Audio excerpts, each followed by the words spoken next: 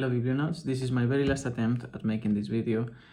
Machines don't like me, I don't belong to my generation, my phone is full of storage, I don't know how to pass it into the laptop, it keeps fighting me. I'm tired. So yeah, I'm gonna make this video, which is supposed to be a happy note because I found some really fucking amazing books and I want to share them with you.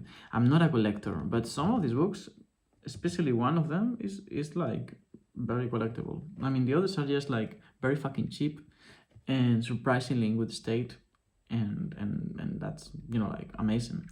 It tends to happen that the best bargains I always get with books are not in secondhand bookstores because people who hand us books in secondhand bookstores know them. But when you go to an NGO where nobody reads and they just have the books there and don't even know what they have, then you sometimes find things like I did today. Today, the last book I will show you is a book that costed me €2 and is worth anything between 100 and 300 euros for what I saw in the internet. And I already authenticated that, like it's confirmed. So yeah, just to give you some clickbait, you know, for a change. Let me just put this like that. All right, so I'm gonna start slowly and we're gonna build up, okay? So the first book is El Dardo de la Palabra. I must have warned you, most books, no, not most, all of these books are in Spanish because I'm in Spain.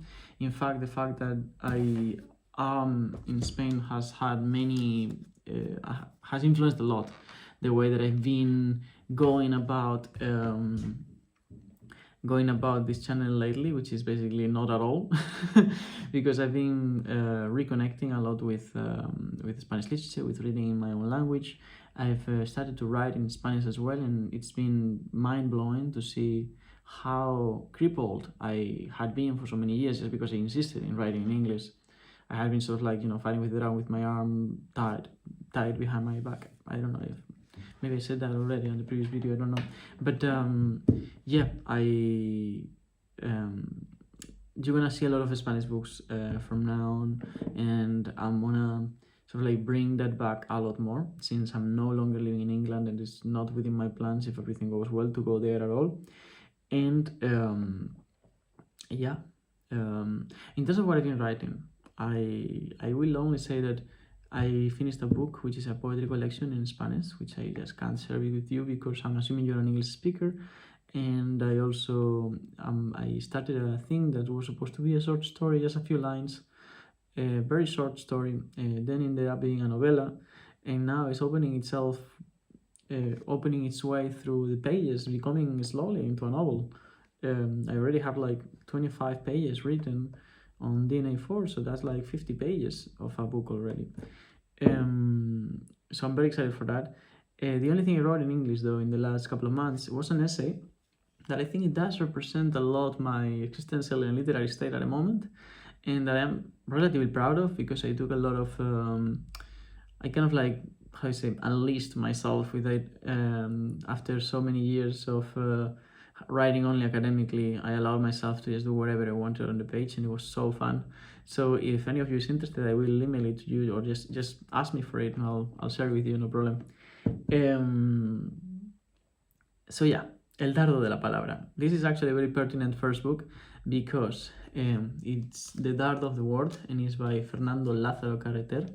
Fernando Lázaro Carreter is, I don't know if he's still, because I don't follow very closely his institution, only relating to certain specific things because it is very relevant. He's the director, or used to be the director, I don't even know if he's alive, of the RAE. That's the Real Academy of Spanish Language. It's an institution that probably you have a similar one in English, that basically its main purpose is to safekeep the use of language, to maintain words that ought not to be forgotten and lost in use as much as it can, and to fight for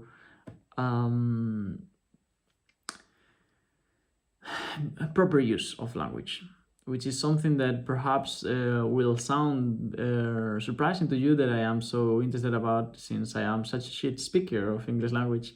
But on my own field, on my own on my own battlefield, on my home, I am actually like I really care for language, and I believe that we've been living through a decadence of our speaking and therefore of our thinking as well through the last few decades.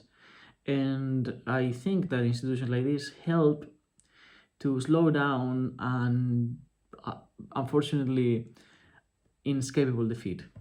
I don't think that that decadence will be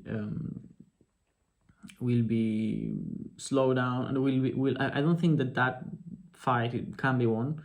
I think that we've put a machinery onto work that goes far beyond our capacity to control it, and that will slowly degrade our capacity to both think and behave. However, because our society is so wide, and that machinery has the capacity to be used against itself, things like books like this and conversations like this are possible in small oases that more and more and more are gonna feel more. I'm gonna feel like a mirage in a in a concrete landscape where not much more literature is possible. Or at least there's no many readers. Sorry if I'm being a little bit too pessimistic. I think I'm being a little bit too pessimistic. I actually my worldview is not that somber, but that's pretty much what I think. So for me, these institutions are nice, but they only really speak to a niche of people, and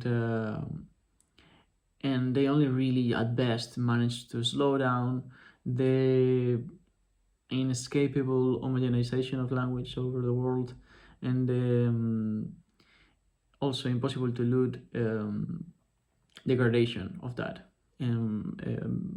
fall of words into oblivion, useful words. So that this book is primarily about that. It's about using language properly. It's about not using anglicisms in Spanish language when we have proper words that are perhaps more precise within the context of our own tongue, and the benefits of that.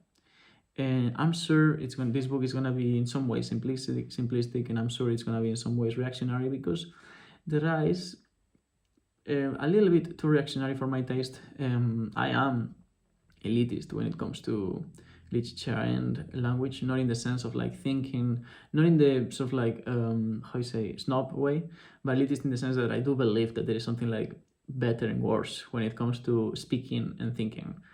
And because of that, perhaps I would fall more in a conservative side, and this might be the only subject, art, in which I could be considered more conservative. But these people, I feel like sometimes they just want to, at the end of the day, language is meant to change. It's meant to evolve, and trying to fight against and clear adoption of a word within Spanish speakers is like trying to, like, I don't know,